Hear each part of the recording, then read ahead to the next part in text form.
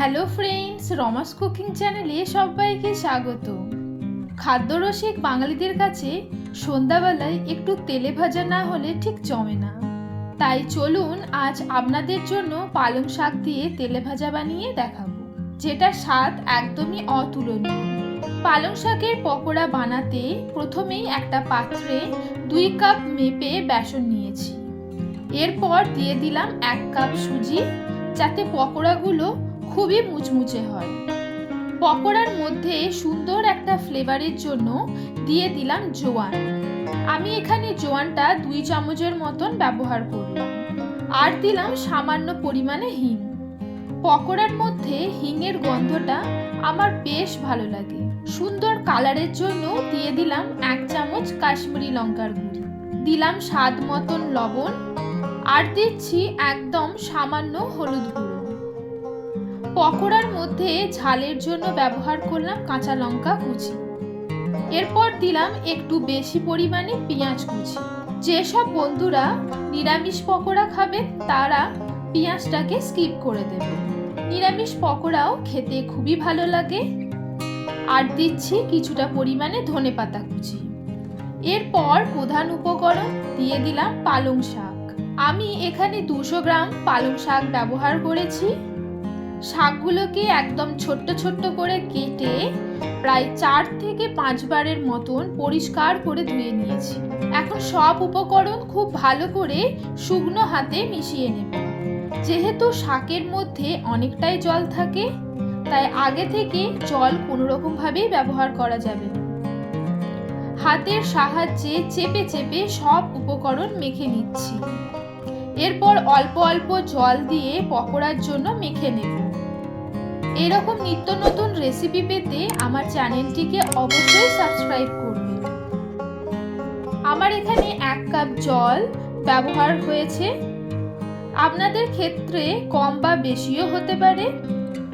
এখন সেট হওয়ার জন্য রেখে দেব 15 মিনিটের মতো। চলুন এই 15 মিনিটের মধ্যে পকোড়ার জন্য একটা চাটনি তৈরি করে নিই।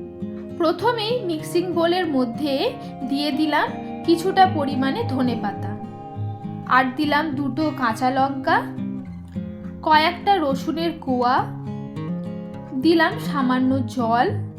যেহেতু চাটনিটা একটু পাতলা হবে, তার জন্য এখানে জলটা ব্যবহার করলাম।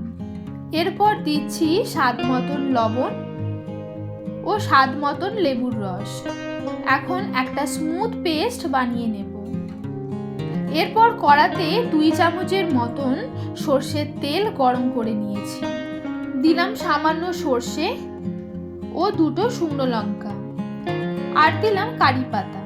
যদি কারি পাতা না থাকে তাহলে স্কিপ করে দেবেন। এখন এই ফোড়নটা অল্প পরিমাণে চাটনির মধ্যে দিয়ে দেব। তারপর ভালো করে মিশিয়ে নিলেই রেডি হয়ে গেল পকোড়ার জন্য চাটনি।